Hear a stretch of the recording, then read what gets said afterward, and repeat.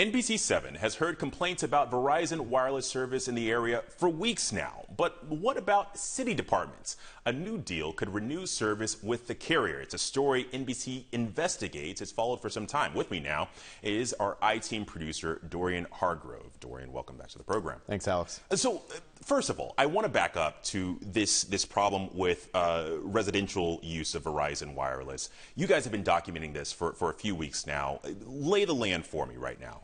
So we started getting complaints about basically Verizon customers just not having service, right? Mm-hmm. So contacted reception dropping out. Exactly. Okay. Yes. And contacted Verizon, and eventually it comes or was found out that there is a new Mexican carrier in Mexico, Alton Redis. And this had been going on for some time before they launched, right? Where the FCC was trying to work with them on the proper spectrum band to use. Mm-hmm.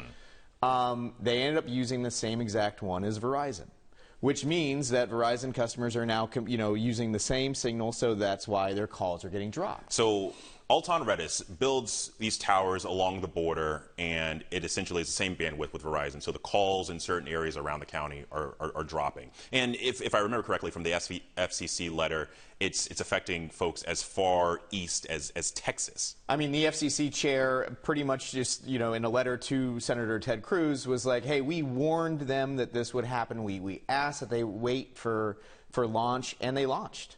And that would, so essentially everyone knew this was coming except probably the customers. Yeah.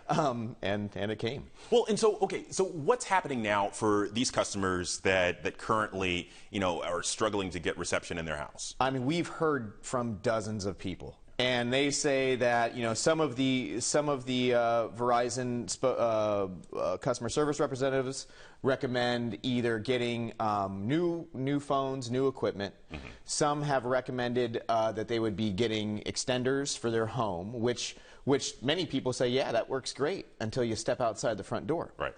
And then most recently, we heard that Verizon is now telling some people to turn on international roaming in order to rectify the situation. Now, Verizon has said that there are no new updates on this, meaning that they are not anywhere, they might be closer behind the scenes, but this is a governmental issue and there's no updates. It's literally an international issue at this point. Exactly. Well, and so what's interesting is, probably the biggest Verizon customer in our region is the city of San Diego, or amongst the biggest. And it's right now set to renew its Verizon Wireless contract for the next 5 years at the terms that were listed out by the Department of IT, to the tune of up to $19 million. And a lot of police and fire, rescue, also other city departments have these wireless accounts through Verizon. So, I mean, what have we heard in terms of disruptions for city lines? Well, it's interesting when I looked at this, because I'm sure that these contracts have been in place, or at least the initial lead up to entering the contracts have been in place for quite some time.